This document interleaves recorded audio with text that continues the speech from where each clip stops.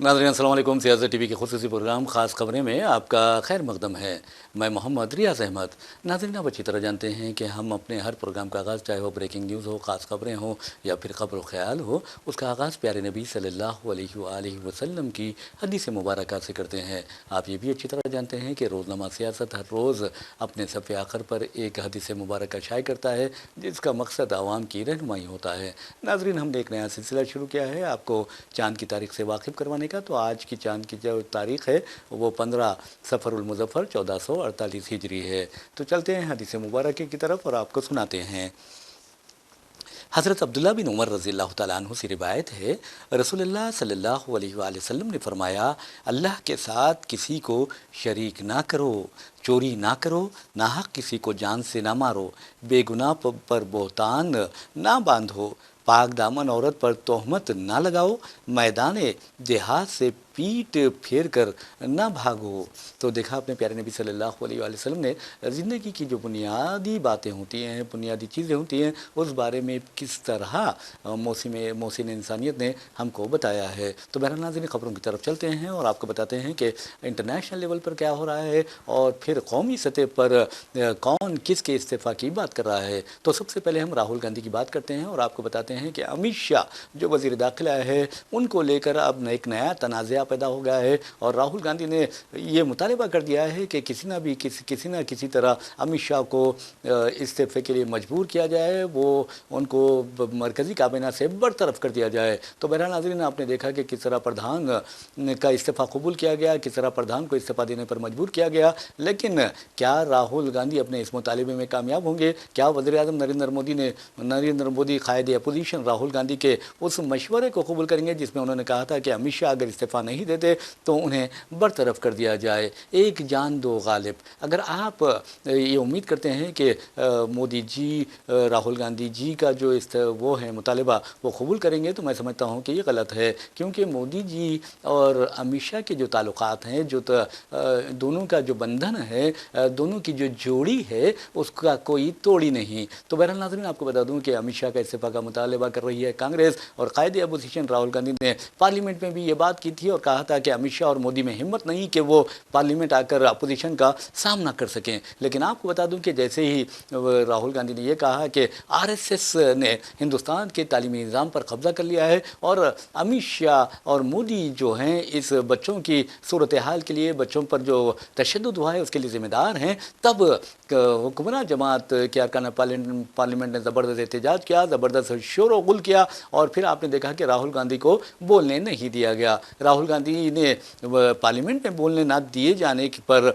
उन्होंने कहा कि कोई बात नहीं, ये हिंदुस्तान है और ये जमहूरी मुल्क है, ये एक सेक्युलर मुल्क है और यहाँ पर हर किसी को बोलने की आज़ादी हासिल है, यानी इज़हार राय की आज़ादी हासिल है, यानी हक़ इज़हार राय हर किसी को हासिल है। तो बहरहाल राहुल गांधी ने प्रेस कॉन्फ्रेंस की और प्रेस कॉन्फ्रेंस में ने दिल खोल कर वज़ीर-ए-आज़म नरेंद्र मोदी को, अमित शाह को, आरएसएस को और बीजेपी की हुक्मरानी को शदीद तनकीद का निशाना बनाया। और मैं समझता हूँ कि इस प्रेस कॉन्फ्रेंस के बाद अमित शाह की तबीयत भी ख़राब हो गई होंगी और वज़ीर-ए-आज़म भी परेशान हो गए होंगे। वैसे भी आपको बता दूं कि बच्चों ने दोनों को पहले से ही परेशान कर रखा है और छोटा बच्चा जान के मुझको ना यानी जो मिसरा है कि छोटे बच्चे समझकर आप मुझे इजी ले लेंगे, तो आपको बता दूं कि बच्चों ने वो काम कर दिया है जो मैं समझता हूं कि ना कांग्रेस ने किया ना दूसरी बड़ी बड़ी जमातों ने किया है। लेकिन एक बात ज़रूर है कि बच्चों ने मोदी जी को परेशान करके रख दिया, ना सिर्फ परेशान करके रख दिया, अभी उनकी परेशानियां बढ़ा दी हैं। आप देखेंगे कि धर्मेंद्र प्रधान के इस्तीफ़ा के बाद प्रहलाद जोशी को वज़ीर तालीम बनाया गया और राहुल गांधी ने कहा कि ये प्रहलाद जोशी वो हैं जिन्होंने रेपिस्ट जो होते हैं यानी जानी जो होते हैं उनकी तायद व हिमायत की। इस सिलसिले में उन्होंने गुजरात की बेटी बिल्किस बानो का किस्सा बयान किया और कहा कि बिल्किस बानो की इज्तिमाई इस्मत रेज़ी और उनकी 3 साल की बेटी के साथ साथ 14 अरकान ख़ानदान के कत्ल के ज़िम्मेदारों को मोदी हुकूमत ने और गुजरात की बीजेपी हुकूमत ने जब सज़ा की मुद्दत यानी होने से पहले ही, मुकम्मिल होने से पहले ही रिहा कर दिया था, तब प्रहलाद जोशी ने कहा था, ये डिफेंड किया था कि अच्छा किया छोड़ दिया, और इस तरह की बात उन्होंने की थी। तो बहरहाल मैं समझता हूँ कि प्रहलाद जोशी को अंदाज़ा नहीं है कि किसी की इज्तिमाई इस्मत रेज़ी होती है तो उसका क्या हाल होता होगा, और जबकि वो 5 माह की हामिला थी। मैं समझता हूँ कि मोदी जी के लिए तो वो बेटी का दर्जा रखती है, और आप अंदाज़ा कीजिए कि जिस अंदाज में मोदी जी ने बयानात दिए कि उसी वक्त कि हम नारी शक्ति को आगे बढ़ाएंगे, तो नारी शक्ति को आगे तो उन्हें आगे नहीं बढ़ाया, लेकिन नारियों के खिलाफ मजालिम को आगे बढ़ा दिया। 11 खातियों को, 11 मुजरमीन को उनकी मुद्दत सज़ा मुकम्मल होने से पहले रिहा करके। तो बहरहाल नाज़रीन, आपको बता दूं कितनी शर्म की बात है, कितनी शर्मिंदगी की बात है, और हिंदुस्तान के साख किस कदर आलमी सतह पर मुतासिर हुई जब इन 11 जानियों को, रेपिस्ट को, कातिलों को, जिन्हें अदालत ने सज़ा दी थी, वो बाहर निकलते हैं तो उनको फूल की मालाएँ चढ़ाई जाती हैं उन पर, और फिर मैं समझता हूँ और फिर उनको लड्डू खिलाए जाते हैं। तो कितनी शर्म की बात है। मैं तो समझता हूँ कि उनके चेहरों पर फूल माला के बजाय चप्पलों से मारा जाना चाहिए था। मैं समझता हूँ कि उन्हें लड्डू खिलाने के बजाय जहर खिला देते तो अच्छा था, कि जो मुजरिमीन हैं वो हमेशा के लिए इस दुनिया से रवाना हो जाते या रुखसत हो जाते। तो बहरहाल नाज़रीन,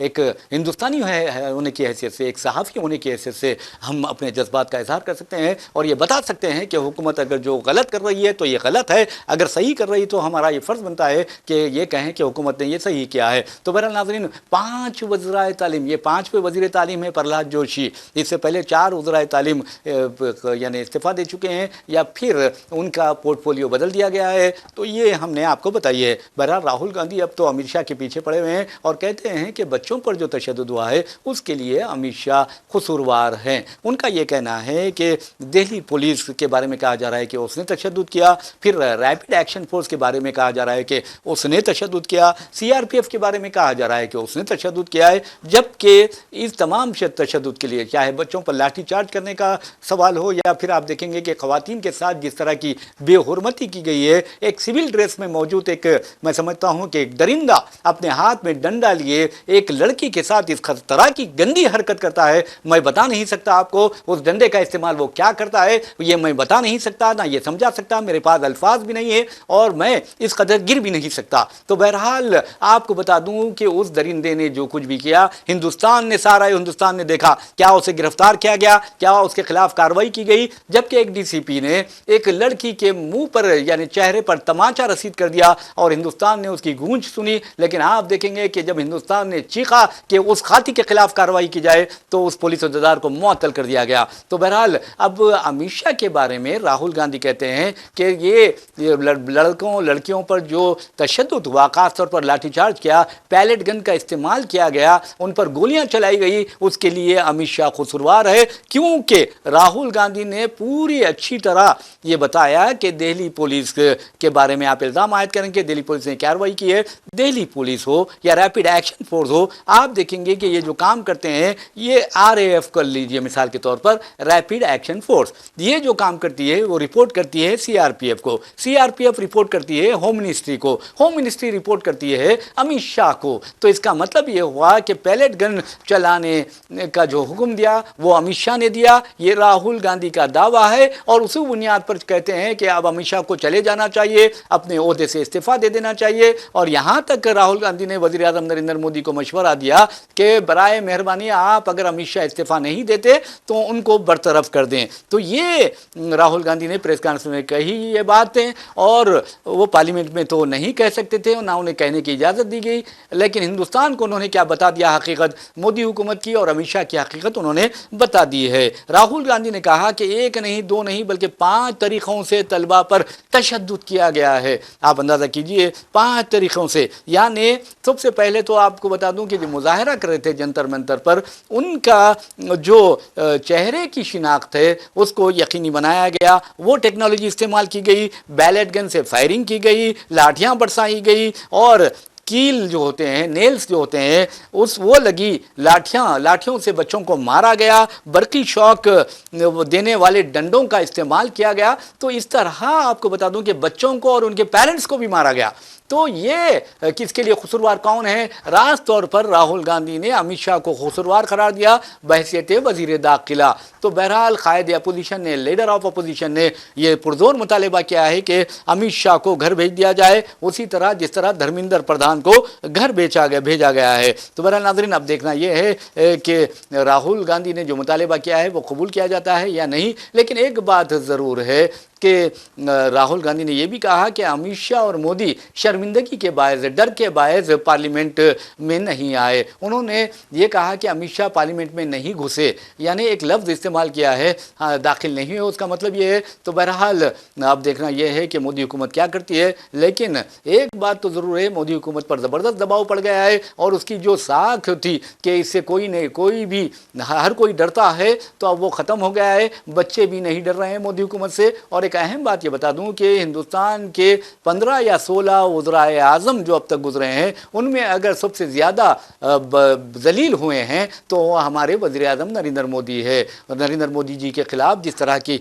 बातें बच्चों ने की, जिस तरह के नारे लगाए, वो काबिल एतराज़ भी थे। ऐसा नहीं कहना चाहिए था। देखिए, आप अगर एहतजाज भी कर रहे हैं तो बहुत ही एहतियात से काम लेना पड़ता है, अपने जज्बात पर कंट्रोल करना पड़ता है। अब ये आपने खुद अपने आप को बीजेपी के लीडरों की तरह पेश किया या फिर संघ परिवार के लीडरों की तरह पेश किया, खुद आरएसएस के लीडरों की तरह पेश किया। एक बेचारा आरएसएस का लीडर, आपको बता दूं, केरला का रहने वाला मोहनदास जिसका नाम है, और नाम तो बहुत अच्छा है, लेकिन वो क्या कह रहा है कि कुछ लड़कियां ऐसी होती हैं जिन्हें रेप पसंद आता है। तो पता नहीं इस बेचारे ने किस तरह ये बात कही है। क्या ये इसका तजुर्बा है या इसका मुशाहिदा है या इसका मुतालिया है कि ये किस तरह उसने बात की है, ये सोचने वाली बात है। बहरहाल उस बेचारे के खिलाफ केस मुकदमा दर्ज कर लिया गया है और मैं समझता हूं कि ऐसे लोगों के खिलाफ मुकदमा दर्ज किया जाना भी चाहिए था, क्योंकि वो कह रहा था कि अगर मुझे निगरान बनाया जाता, अगर मैं उस इलाके का इंचार्ज होता, तो पहले वहां पर कर्फ्यू नाफिज कर देता, फिर बच्चों से कहता कि मुंतशिर हो जाएं, वो मुंतशिर नहीं होते तो गोलियां चला देता, गोलियां चलाने के नतीजे में बच्चे मौत का शिकार हो जाते, उनकी लाशें हॉस्पिटल्स को रवाना कर देता पोस्टमार्टम के लिए, और फिर उसके बाद चंद घंटों में ही मैं कंट्रोल कर लेता। वो इस तरह की बातें कर रहा था। तो बहरहाल ज़हनी तवाज़ुन पता नहीं बेचारों का कैसा है, इस सिलसिले में मायना कराना ज़रूरी होता है, क्योंकि जो तशद्दुद पसंद होते हैं वो नफ्सियाती बीमारी का शिकार होते हैं। और आप माहिर नफ्सियात से पूछ लीजिए जो मैं कह रहा हूँ ये सही है या गलत है। तो बहरहाल नाज़रीन, जहाँ पर बच्चों के साथ ज़्यादती की गई दिल्ली में, वहीं पर आपको बता दूँ कि तमिलनाडु में ऐसा लगता है कि बच्चों से प्यार किया जा रहा है, उन्हें ग़िज़ाइयत से भरपूर ग़िज़ाएँ देने की तैयारियाँ हो रही हैं। अब लेकिन एक बात यह है कि अब यहाँ पर भी एक अजीब व गरीब हरकतें शुरू की जाएगी कि भाई ये गोश्त खिलाया जा रहा है, भाई ये चिकन खिलाया जा रहा है, भाई ये अंडे खिलाए जा रहे हैं। अरे मेरे भाई, आज हिंदुस्तान में एक नारा बच्चा बच्चा दानता है, संडे हो या मंडे खाओ अंडे अंडे। तो बहरहाल नाज़रीन, आपको बता दूं कि अब तमिलनाडु की जो विजय जोसेफ की जो हुकूमत है, जोसेफ विजय की हुकूमत है, उसने बच्चों को मिड डे मील में, यानी दोपहर का जो खाना दिया जाता है बच्चों को, उसमें हफ्ते में एक दिन चिकन बिरयानी देने का मंसूबा बनाया है। इस पर अमल तो नहीं किया गया है, लेकिन मंसूबा बनाया है। और आपको ये भी बता दूं, तमिलनाडु के बारे में आपको बताना बहुत ज़रूरी है, इसलिए कि तमिलनाडु वो वाहिद रियासत है जिसने हिंदुस्तान भर में फलाही स्कीमात का आगाज़ किया, बुनियाद रखी। मिसाल के तौर पर आपको बता दूं कि जो तमिलनाडु के चीफ मिनिस्टर थे के कामराज, उन्होंने, बहुत ज़माने की बात है, के कामराज ने हिंदुस्तान में पहली मर्तबा स्कूल्स में मिड डे मील का आगाज़ किया था। तो आप अंदाज़ा कीजिए। फिर उसके बाद आपको बता दूं कि बुनियाद रखी थी और सारे हिंदुस्तान में मिड डे मील का उसकी नकल की गई, उसकी तकलीद की गई। उसके बाद बता दूं कि जो दूसरा हैं, यानी करुणानिधि, के कामराज के बाद करुणानिधि आए। करुणानिधि ने उस मिड डे मील में अंडे शामिल कर दिए। बोले कि बच्चों को अंडे भी देना चाहिए क्योंकि बहुत न्यूट्रिशियस होते हैं, इसमें विटामिन ए होता है, विटामिन डी होता है, फलां होता है और बच्चों के लिए बहुत ज़रूरी है। फिर उसके बाद आपको बताऊं एमजीआर आए, एमजीआर ने उसमें और ग़िज़ाइयत बढ़ा दी। फिर उसके बाद जयललिता आई, जयललिता ने बच्चों में और यानी अंडे जो दिए जाते थे वो एक दिन दिए जाते थे, जयललिता ने कहा कि सारे हफ्ते अंडे दिए जाएँ। तो उसके बाद अब विजय आए हैं, विजय ने कहा कि अंडे नहीं, अब तो इनको तो चिकन बिरयानी चाहिए। तो बहरहाल चिकन बिरयानी देने का मंसूबा बनाया गया है। वहाँ के जो वज़ीर तालीम है उनका नाम जो है राजमोहन है। उन्होंने ये तजवीज़ चीफ मिनिस्टर विजय को पेश की है। बहुत अच्छी तजवीज़ है और इसकी तकलीद मैं समझता हूँ कि बीजेपी ज़ेर इख्तिदार रियासतों को करनी चाहिए। वैसे भी नाज़रीन आपको बता दूँ कि मगरबी बंगाल जहाँ पर बीजेपी ने ममता बनर्जी की पार्टी को शिकस्त देकर हुकूमत बनाई है, वहाँ पर मिड डे मील से बच्चों के प्लेट से अंडे हटा लिए गए थे, लेकिन जब तलबा ने और उनके पेरेंट्स ने एहतजाज किया तो अंडों को बहाल कर दिया गया। तो ये होता है बच्चों का इत्तेहाद, बच्चों का एहतजाज और बच्चों के माँ बाप का एहतजाज। तो बहरहाल ये चीज़ें हमने आपको बताई हैं। वैसे नाज़रीन एक और ख़बर की जानिब लिए चलते हैं। उस खबर का ताल्लुक़ इंटरनेशनल लेवल से है, क्योंकि इंटरनेशनल लेवल पर एक खबर बहुत सबसे ज़्यादा अहमियत रखती है, वो है ईरान के ख़िलाफ़ अमेरिका की जारहियत। अमेरिका मुसलसल हमले करता जा रहा है और इस मामले में सबसे ज़्यादा खुशी अगर किसी को हो रही है तो वो है इसराइल। इसराइली वज़ीर-ए-आज़म जो हैं नेतन्याहू, उनके बारे में आपको बता दूँ कि वो चाहते हैं कि किसी न किसी तरह जो ट्रंप है वो एक 4 माह तक इस जंग को जारी रखें, क्योंकि वहाँ पर इंतखाबात होने वाले हैं और इंतखाबात में कामयाबी के लिए दोबारा वज़ीर आज़म बनने के लिए नेतन्याहू को ज़रूरी है कि इस तरह का तनाज़ा चलता रहे और वो फिर सियासी दुकान चमकाते रहें और दोबारा ओहदे वज़ारत-ए-उज़्मा पर फायज हो जाएँ। अगर वो शिकस्त खाते हैं तो फिर जेल उनका ठिकाना होगी, क्योंकि कई एक स्कैम्स में वो मुलविस हैं। और आपको ये भी बता दूँ कि उन्हें जो इंटरनेशनल क्रिमिनल कोर्ट है व आलमी फ़ौजदारी अदालत ने उनके खिलाफ वारंट गिरफ्तारी भी जारी की है। लेकिन शर्म की बात यह है कि वो बार बार अमेरिका आ रहे हैं, जा रहे हैं और ट्रंप और अमेरिका जो इंसानियत की बड़ी बड़ी दुहाइयाँ देता है वो उनसे गिरफ्तार नहीं कर रहा है। तो बहरहाल ट्रंप नेतन्याहू कहते हैं कि अगर बैरून ममालिक मुझे गिरफ्तार किया जाता है तो मैंने एक खुसूसी फोर्स तैयार कर ली है जो मुझे छुड़ा लेगी। तो बहरहाल अब अंदाज़ा कीजिए कि आलमी अमन को नुकसान पहुँचाने वाला और इंसानियत के खिलाफ जराइम का इर्तिकाब करने वाला एक मुजरिम ये कह रहा है, तो मैं समझता हूँ कि ये बहुत ही ख़तरनाक बात है। वैसे भी नाज़रीन आपको बता दूँ कि 7 अक्टूबर 2023 से लेकर आज तक इसराइल मुसलसल फ़लस्तीनियों को कत्ल करते जा रहा है, उनका कत्लेआम कर रहा है, उनकी नस्ली ततहीर कर रहा है। 80,000 से ज़ायद फ़लस्तीनियों को उन्होंने जामे शहादत नोश किया है, जिसमें ख़वातीन और बच्चों की अक्सरियत है, लेकिन शर्म किसी को नहीं आती। तो बहरहाल मिल्लत इस्लामिया किधर जा रही है आप ये अच्छी तरह अंदाज़ा कर ले सकते हैं। तो बहरहाल अमरीकी फ़ौज ने ईरान पर कल रात मुसलसल हमले किए, कई शहरों को निशाना बनाया और ख़ास तौर पर बूश शहर, जहां पर आपको बता दूं कि ईरान का न्यूक्लियर पावर प्लांट वाहिद न्यूक्लियर पावर प्लांट है, वहां पर भी धमाके की आवाज़ें सुनी गई हैं। और ये हमला इसलिए किया गया क्योंकि ईरान ने मशरिक़ वस्ता ख़ास तौर पर कुवैत हो या उर्दून हो या इराक़ हो या शाम हो, वहाँ पर अमरीकी ठिकानों पर मुसलसल हमले करता जा रहा है और अमरीकी परेशान हो गए हैं। और ये भी कहा जाता है कि हालिया अरसे के दौरान एक रिपोर्ट आई जिसमें कहा गया कि 18 अमरीकी सिपाही अब तक हलाक हो चुके हैं, 460 से ज़ायद ज़ख्मी हुए हैं। तो इस सिलसिले में ये भी कहा जा रहा है कि ये जो रिपोर्ट जो आई है झूठ पर मबनी है, 18 नहीं बल्कि कई अमरीकी सिपाही मारे गए हैं। तो बहरहाल जिन शहरों में ईरान के कल अमेरिका ने हमले किए वहाँ धमाके की आवाज़ें आई हैं, उनमें आबादान एक शहर है, बू शहर, जैसा कि मैंने आपको बताया कि वहाँ पर ईरान का वाहिद न्यूक्लियर पावर प्लांट है। इसी तरह बंदर अब्बास है, वहाँ पर भी धमाकों की आवाज़ें सुनी गई और केश में और खुशम में वहाँ पर भी आवाज़ें सुनी गई। अब देखना यह है कि ईरान क्या करता है। लेकिन एक बात ज़रूर है कि ईरान के पासदार इन्क़िलाब ने अपने एक बयान में कहा है कि अल्लाह की मदद से आज अमेरिका को यानी हमलावर को एक ज़बरदस्त सबक दिया जाएगा, ज़बरदस्त हमले का निशाना बनाएगा। अब कहाँ पर ये ईरान हमला करेगा और किससे निशाना बनाएगा ये आने वाले घंटों में पता चल जाएगा। तो बहरहाल हम यही चाहते हैं कि ईरान की जो जंग है वो ख़त्म हो जाए, क्योंकि आप देखेंगे कि आलमी सतह पर पेट्रोल की कीमतें कम हो रही है, फिर अचानक अमेरिका हमला कर देता है, जिसके बाद पेट्रोल की कीमतों में यानी क्रूड ऑयल की कीमतों में इजाफा हो जाता है। नतीजे में हमारे मुल्क में भी लोगों को डर और ख़दशा लगा रहता है कब मोदी जी आएँ और कह दें कि पेट्रोल और डीजल की कीमतों में इजाफा कर दिया गया है। तो बहरहाल नाज़रीन, न सिर्फ हिंदुस्तान बल्कि पाकिस्तान, बांग्लादेश बांग्लादेश, श्रीलंका और जनूबी कोरिया और चीन तमाम के तमाम मुतासिर होते हैं। और ये भी एक खबर आ रही है कुवैत से कि कुवैत पर ईरान ने हमला किया और एक ऐसी इमारत पर जहां पर चीनी जो लेबर है वहां पर मुकीम थे और जिसके नतीजे में एक चीनी मजदूर अपनी ज़िंदगी से महरूम हो गया है। अब इस तरह के अगर वाक़यात होते हैं तो ये बहुत ही ख़तरनाक बात है। नाज़रीन, आपको बता दूं कि जहाँ तक खेल का सवाल है, खेल को सियासत से नहीं जोड़ना चाहिए। मिसाल के तौर पर आप देखेंगे कि हिंदुस्तानी क्रिकेट टीम, हॉकी टीम का जो लिबास है, यानी हॉकी टीम की जो जर्सी होती है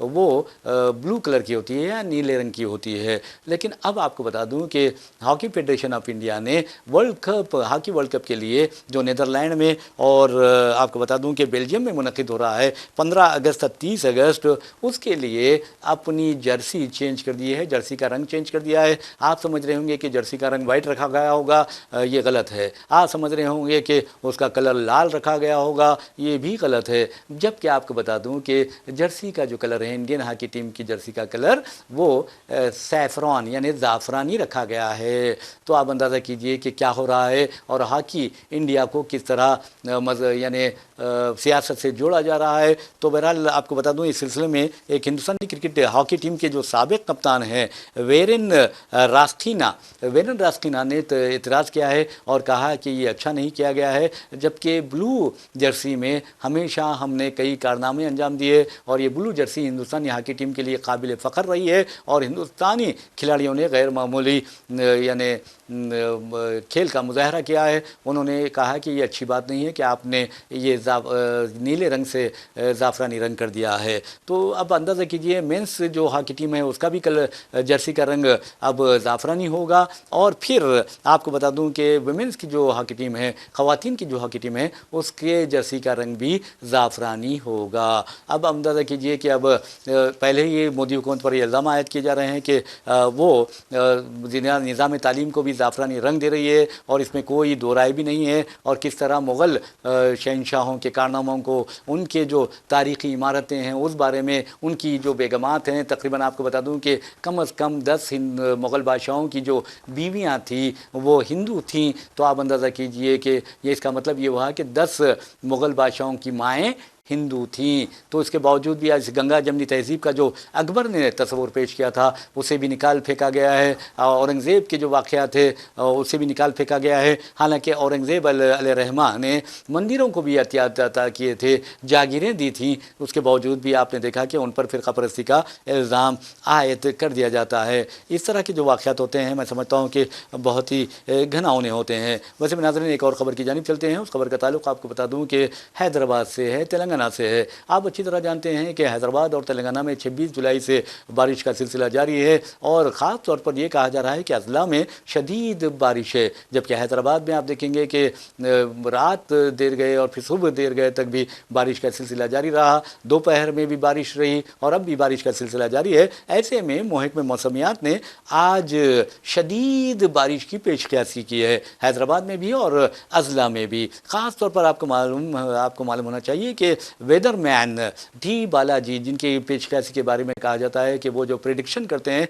वो एक्यूरेट होता है, बहुत ही दुरुस्त होता है। तो बहरहाल टी बालाजी ने भी कहा है कि आइंदा 18 घंटों में शुमाली तेलंगाना में शदीद बारिश होगी। इस सिलसिले में उन्होंने आदिलाबाद, आसिफाबाद, निर्मल, निज़ामाबाद, जगतियाल, मंचिरियाल वगैरह का हवाला भी दिया और कहा कि वहाँ पर तो बहुत ज़्यादा शदीद बारिश होगी। तो बहरहाल नाज़रीन, महकमे मौसमियात ने रेड अलर्ट भी जारी कर दिया है। ऐसे में आपका ये फ़र्ज़ बनता है कि गैर ज़रूरी तौर पर अपने घरों से ना निकलें, ख़ास तौर पर शाम के औकात में घरों से बाहर ना निकलें जबकि बारिश हो रही हो। अगर बारिश रुक जाए, बारिश नहीं हो रही है तो आप घरों से बाहर निकल सकते हैं, लेकिन बारिश होने के बावजूद भी आप घर से बाहर निकलते हैं तो ये इसका मतलब ये है कि आप एहतियात बरतने से गुरेज कर रहे हैं। तो बहरहाल नाज़रीन, आपको बता दें कि ये एहतियात करना बहुत ज़रूरी है। और एक अहम बात, जहाँ तक उमर खालिद का सवाल है, शर्जील इमाम का सवाल है। नाज़रीन, आप अच्छी तरह जानते हैं 6 बरसों से ये स्टूडेंट एक्टिविस्ट जो हैं वो जेल में बंद है, कैदोबंद की सोबतें बर्दाश्त कर रहे हैं,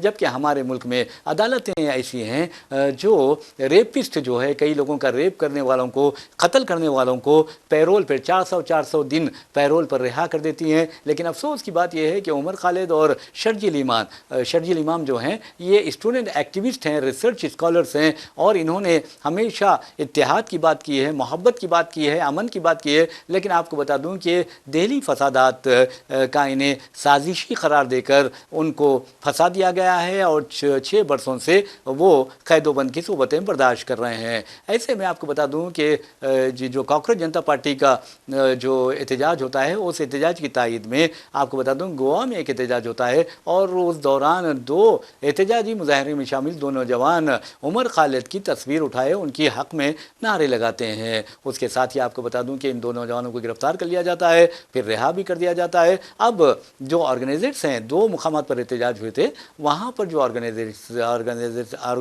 है उनके ऑर्गेनाइजर से भी कई सवालात किए जा रहे हैं पुलिस गोवा की जानिब से। तो बहरहाल आप अंदाज़ा कीजिए कि उमर खालिद ये स्टूडेंट एक्टिविस्ट है, कोई दहशतगर्द नहीं है, कोई रेपिस्ट नहीं है कि उन्होंने एक अपने आश्रम बनाकर वहाँ पर किसी 16 साल माजूर लड़की का रेप किया हो। तो बहरहाल आप अंदाज़ा कर सकते हैं, या किसी ने डैडी कहते हुए ऐसी खातून का रेप किया हो जो उसे डैडी डैडी कहती थी, या दिखावे के लिए या कुछ और के लिए। बहरहाल वो भी नहीं है उमर खालिद। तो फिर उनको 6 साल अगर आप जेलों में रखेंगे तो फिर सुप्रीम कोर्ट क्या कर रही है, सुप्रीम कोर्ट के चीफ जस्टिस क्या कर रहे हैं? कम अज़ कम उन्हें सोमोटो एक्शन लेना चाहिए। अरे इंसानियत के ख़िलाफ़ ये मजालिम हो रहे हैं, और इंसानियत के तमाम यानी जो शैतानियत वो दरिंदगी के तमाम उसूलों को उबूर कर लिया गया है। कम अज़ कम सुप्रीम कोर्ट को तो आज खुद नोटिस लेना चाहिए, क्योंकि अब भरोसा है अगर किसी हिंदुस्तानी को तो वो सुप्रीम कोर्ट पे है, क्योंकि बीजेपी इख्तियार रियासतों की